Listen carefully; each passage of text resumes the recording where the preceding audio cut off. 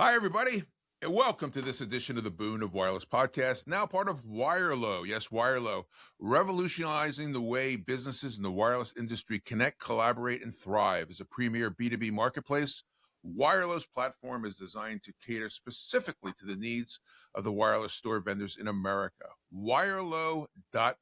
I am your host, Jon Horovitz, coming to you, as always, high above the streets of northern New Jersey, at ANJ Media. Yes, New Jersey. Okay, now, first of all, we always joke about New Jersey.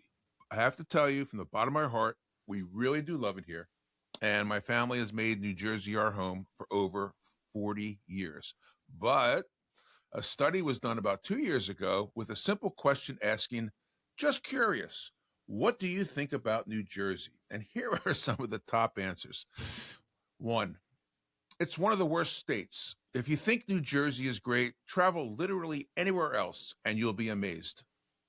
It's an awful place to live. I moved away when I was 19 and only come back when a close family member dies. New Jersey is the armpit of the nation. The only place worse is Gary, Indiana. I'm sorry for my friends out there in Indiana. A lot of New Jersey serves as a highway for people driving through to get somewhere else. New Jersey is conveniently located near a lot of cool stuff in other states. All right. I think the river crossings tell it all. Hudson, Delaware rivers, North and South Jersey. They let you into New Jersey for free. But if you want to leave, which seems to be the preferred option, you have to pay. And finally, they say it's better than Philly. All right. I take offense with that. All right. Andrew, behind the glass, good to see you again. How is everything? I'm doing well, John. Yeah, what do you, if you were asked that question, because you're a lifelong resident of New Jersey, just curious, Andrew, what do you think of New Jersey? I love it. I love it all. Is there a reason for that? Yes, because you could get to the beach or down the shore, or you could get to New York quickly. Well, there sums up. That's our new motto, I think, for the state of New Jersey. All right, let's get serious here. My guest today is the founder and CEO of the Besen Group. Alex Besen provides strategic advisory, business development, market research, and training services in the mobile data industry. He has over 30 years of hands-on experience in the mobile industry, working for operators and vendors in North America and Europe, and in numerous roles, including business development, marketing, project management, and finance. He's been working with mobile network operators in developing their digital transformation strategies, advising MVNOs and enterprises to launch their mobile and mobile data services. Previously, Alex worked at Ericsson with mobile operators on MVNO and universal mobile telecommunication system projects in Europe, the Middle East, and the African regions. And he was at T-Mobile USA when it was known as OmniPoint Communications. Alex holds a BS degree in management from the University of Tampa and an MBA degree in international business from the American University. He is also fluent in French, Turkish, and he says in Italian. Wow. So please join me in welcoming to the broadcast, Alex Besen. Alex, how are you? It is so good to see you again. Thank you, John. I'm fine in a cold day here in Virginia. Thank you for having me at your podcast this morning. Oh, it's a pleasure to have you. I think this is the earliest we've ever taped. I think it still may be dark outside, but yeah, cold up here too in the Garden State. And look, I just made some jokes about New Jersey, but it really is a fine place. And I used to live right near where you are right now in Virginia. So two great areas here on the East Coast. Anyway, last time we saw each other was in warmer weather in Miami last year at MVNO Nation, I think. Correct. Right? Yes. Why don't we talk a little bit about the Besen Group? What is it that you folks do? So we offer strategic advisory, business development, market research, and training services in the mobile data industry, targeting either mobile wholesale businesses or private networks. Excellent. Okay. So today, I understand we're going to learn about celebrity MVNOs, celebrities, influencers, whether they are promoting them, pitching them, or actually owning them. So we all know the success that we've seen in the past with celebrity MVNOs, and everybody wants to be the next Ryan Reynolds, of course, of Mint Mobile. So let me ask, first off, how did you become involved or infatuated with the concept of celebrity MVNOs? So let me tell you the background, John. I've been working with the MVNOs for the past 25 years globally. And then one of our clients is the European Football Club. The European football clubs, they have a very loyal fan base, right? So while we're working with them, we understood that, having them launch this successful mobile service towards the loyal fans was a crucial factor. So we said, we can do the similar business model applied to the celebrities. So it's my understanding, and I want to lean into your expertise here, that the celebrities behind the MVNOs are really looking for four things. One, of course, recurring revenue beyond their one-off sponsorships that they do, stronger fan engagement through direct access to that celebrity.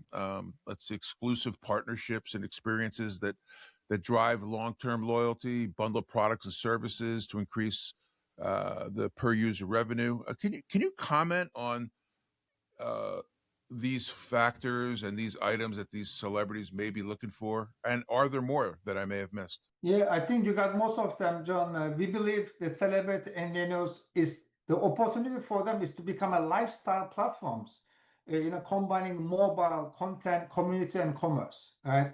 So this drives the higher ARPU and consumer stickiness compared to the other MVNOs and MNOs. Have you seen anything else that one or two celebrities may be doing to really set them apart? Or is that pretty much the core of what they're looking to get out of this? Each celebrity will have their own unique fan base, right? So they will need to come up with the appropriate bundle of services, targeting the needs and behaviors of their fan base, so that's going to be the differentiation factor. Yes. Let's take that point and make a distinction between a celebrity endorsed MVNO versus a celebrity owned MVNO. There's both of them out there right now. We all know Ted Danson, the actor, spokesperson for Consumer Cellular. Ryan Reynolds, as we mentioned before, he still shills for Mint Mobile, even though Mint was purchased by T-Mobile, and he walked out with a reported $300 million on his investment. And then there are the owners, new entrees into the business like Smartless Wireless. Jason Bateman, Will Arnett, and Sean Hayes are dipping their toe in the water. Mr. Beast is threatening to start an MVNO, and of course the Trump family with Trump Mobile. We'll see how that goes. What are the trends that you're seeing here between the endorsement or the owner type MVNO? Yes, in 2005, based on our research, and I was there at the convention in New Orleans at the CTIA's wireless event. Sean Diddy Combs, he came on the stage and he said, "I'm an MVNO." So that was the first celebrity in the United States disclaiming, like, "Hey, I am the MVNO. I'm getting into this mobile business." But we didn't hear anything back after that. Yeah. But then there were some rumors. So Russell Simmons, J-Lo, and Oprah, they also wanted to constrain to become MVNO during those years, but they haven't launched the MVNO yet. So there are still interest maybe from the celebrities. And then this year we had Mr. Beast looking to into this mobile virtual network operator business. And we will might see maybe others as well coming, in the next few years. There's a risk, though. You mentioned, Diddy, and in any business, not just our business here in wireless, but if you have a celebrity endorser and anything, goes wrong, if they make a comment or if they're found accused, even not even found guilty, that could crush your brand. Yes. Oh yeah, 100%, John. Exactly. Yeah. So they have to be very careful on how they wanted to evaluate themselves getting before they introduce mobile business. Yes. Interesting. Well, we'll see what happens there. Again, I always talk about to our clients, and people are probably tired of hearing me say this already, is why am I going to leave my current provider, whether it's one of the three carriers, one of the many MVNOs, the cable companies? Why am I going to leave to come with you?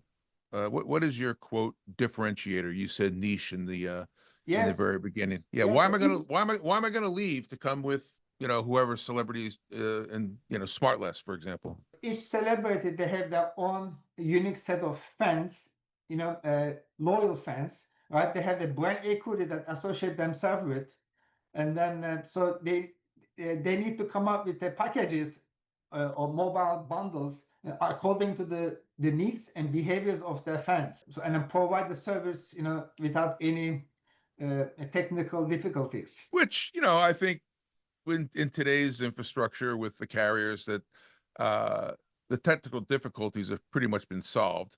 Whether you go direct with the carrier or through one of their aggregators, I am more concerned about if I was an MVNO and I hired a celebrity, what would be the chance of something going wrong with something that they did or were accused of? Yeah. That would be my concern as an MVNO owner.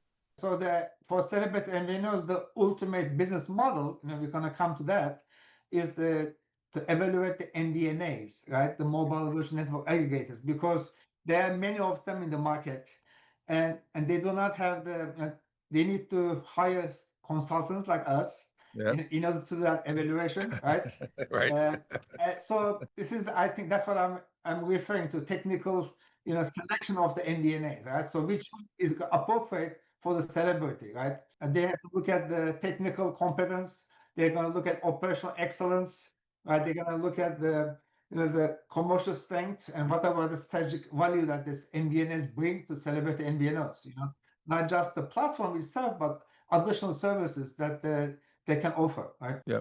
I'm surprised, and I hope she's listening. I'm surprised that Taylor Swift hasn't launched Taylor Mobile or Swift Wireless, and I'm sure whoever's going to see this is going to run out and copyright that domain right now, because you look at some of the things that she could bring, or someone like her could bring. For example, if she's going to drop a new album in February, if I'm a subscriber to Taylor Swift Mobile, I would get content earlier. As a teenager or even older people, I have her 2 new songs. You don't, okay? And come over for a listening party, or mom, dad, Sally's got access to the music 2 months before everybody else. I want it too. I want this mobile service. I do know industry people that have approached her organization. But do you see someone of her stature, international superstar? Do you see someone like that entering our business? Yes, definitely. I expect that will happen sooner or later, John. But one thing is important for them to understand, give them like a high level, what is this MVNO branch is all about, right? So they can, I think it will be great for them to read through some of the documents or the research papers available out there. And that's the reason we publish a paper, to educate these celebrities. What about the business model and what about the potential revenue that they can get from this mobile business? Well, Miss Swift, if you're listening, there'll be a place where you can contact me when this runs. Okay, so look forward to working with you. What about these owners that we talked about briefly? Smartless Wireless. I mean, big promotion when they launched. Personally, I've not seen much since then, when they made the announcement in the fall that they were launching their own MVNO. Trump Mobile has been, big announcement. I don't know if they've delivered on a lot of the promises they had, but why would somebody at that level, that stature, whether it's financial or the political, why would they want to get into our business right now? I mean, it's the phone is a commodity. New MVNOs are popping up left and right. MVNOs are closing left and right. What's the motivation really to say, okay, I'm set, I'm rich, I've got a great career in acting or politics? Why would they want to get into this business? Again, the number one reason, John, is for them is to leverage their fan base and to monetize that fan base for the mobile services, and that's all, right? So but as you and I know, it's not an easy business to get into. We've seen in the past so many MVNOs launch and failed, right? From Disney's and ESPNs of the world, so it's not an easy business to get into. That's why they need to hire consultants, highly recommended, therefore, and Right. work side by side with Yep. these organizations to direct them which partners, the right partners for the MVNOs, right partners for HNOs, network operators, and then launch the services successfully. Otherwise, it's going to be a short life cycle for them to remain in business. Yeah. I just engaged with a company that is in the wireless space, but now they're going to launch an MVNO. And like a lot of people that contact us, and I'm sure contact you and other consultants, they didn't have a real grasp of what it takes to not only launch an MVNO, but to sustain and grow it. I actually had a conversation with this group last night. They're shocked. Now they're very happy with me walking them through the maze, and I called it the 12 or 13 pillars that you need to make it work. They had no idea, and he goes, "I'm glad that we engaged with your company, Jon, because we don't know what we don't know," and I think that's going to be my new tagline. Uh, we don't understand this, and we don't want to just say you run it. We want to engage, but wow. But they're in for the long term, and they've got a very, very good differentiator. And Q2 of 2026, I think people will be very happy to see them join the fray. What do you see though, as far as trends of additional celebrities and influencers coming into the space? I see, maybe Mr. Beast is coming next year, into this mobile venture. So I did participate in a couple of media articles about them, on how I see Mr. Beast launching it successfully, given his large loyal Yep. fan base. I think that will be the next celebrity we expect in the MVNO business. Is it a gimmick, or is it something that's going to bring me as a subscriber of Mr. Beast? Is it going to bring me value? Or is it going to be I'm going to sign up for this like anything to have a chance to win something or do something, or is it I don't want to discount what he's doing, because I think anybody that joins our industry is good for competition as long as it's sustainable. Not playing the price war, the race to the bottom. But how serious, as an end user of Mr. Beast, am I? Or is it just, okay, I currently have service on one of the 3 networks and he's going to be on that network, so I'm going to switch over to him? John, if he offers exclusive content, to his MVNO business, that will make sense, right? To join subscribe to his service. Otherwise, there's no reason to join, right? You can stay, you can keep your subscription in what you have today, right? So I wish him luck, and I hope to see him at some of the events that we both attend. I hope so. Yeah, I hope you can join us next year's MVNO conference. Yes. So when you're starting out, as some of these celebrities are, what are some of the important considerations that they have to look at when choosing wholesale partners? And from that, I mean your MNO, your carrier, your enabler, your aggregator. What are some of the things that they should be looking at, or asking people like you and me and others to join the MVNO field? I believe the first question they should ask a consultant is how we can partner with the right partner in this MVNO business, right? So who's going to be our MVNA, who's going to be our MNO, right, or MVNE partner? So given their early success, in the business, I believe they're going to start with the MVNA business model first, right? So they're going to start with go with the MVNA until they reach certain number of subscribers before they go and negotiate the wholesale contract with one of the carriers, right? So when you look at the MVNAs, we have identified and evaluated 11 of them in the US. Yeah, we define an MVNA as an intermediate organization that offers wholesale connectivity services, to MVNOs in addition to managed service solutions. Right? So the wholesale connectivity can be from one MNO or multiple MNOs, right? Depending on the partnership as well, right? So we look at that, who is their partner, right? So if let's say we're gonna have Mr. Beast like this MVNO, we're gonna look at the MVNA evaluation of the MVNAs, but we're also going to evaluate that wholesale partners like the MNOs.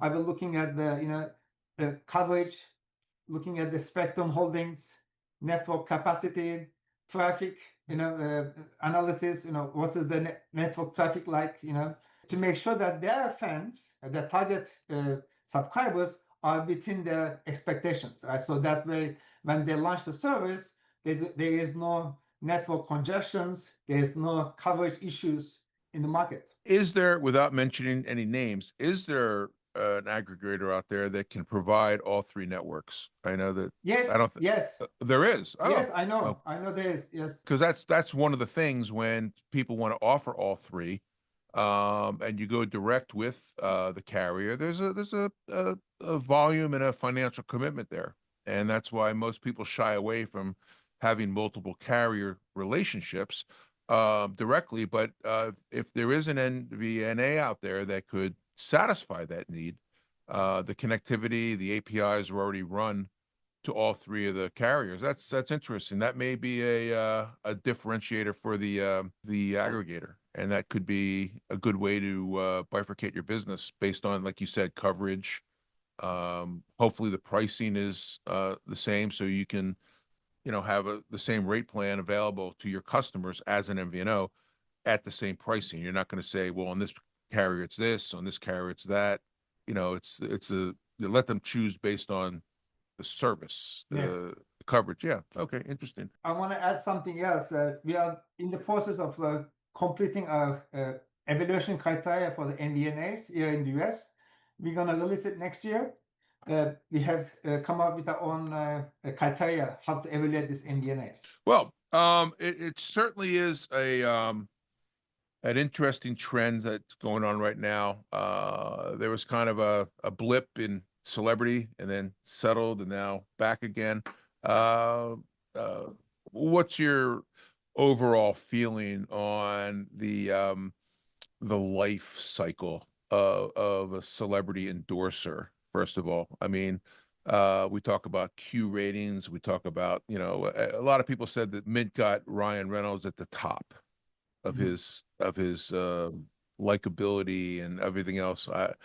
I don't know if that's dropped at all, but what is the life cycle of a celebrity endorsement? I know that this girl, Lily, AT&T for years, and then we had the Verizon guy. Can you hear me now? Not really a celebrity, but he became one. What do you think that life cycle is? Is it a year or two, or? Again, it depends on what the celebrity brings to the venture, right? Are they bringing just short-term, like advertising, marketing campaigns, or are they bringing their own content to the venture, right? So Ryan Reynolds, So it all depends, right? How they bundle the service for the subscribers, the target subscribers, right? So it can vary, so I'm not going to give you any specific time frame, it's 2-3 years or 5 to 7 years. Okay. It all depends. Yeah. Okay, good. Anything else you'd like to share with us before we wrap up and about this topic of, celebrities endorsement, celebrity ownership? Want to put a nice bow on what we just discussed? Again, as the digital ecosystem converge, mobile service becomes like a sales channel for this content, commerce, and financial services that this celebrity MVNOs can bring to the market, right? So identifying the right partner, is crucial for the success in the business. Very good. All right. Well, if I wanted to contact you or the Besen Group, what's the best way to do that? We have a website, is thebesengroup.com. Oh, but I'm also active on LinkedIn as well. Yes. Very good. Well, listen, Alex, it's been a pleasure. I do look forward to seeing you at MVNO Nation down in Miami again. That'll be in April. And maybe by then we'll have Mr. Beast or some other people joining us there and creating a big ruckus. And I hope so. I hope so too. So Alex Besen from the Besen Group, just a pleasure to see you again and talk about a subject that I think is going to become much more prevalent. Thank you, John, for having me. So that is going to wrap up another episode of the Boon of Wireless. As always, we'll see you next time. Do you want to be a guest on the Boon of Wireless podcast? Give us a call at 908-THE-BOON. Yes, 908-843-2666.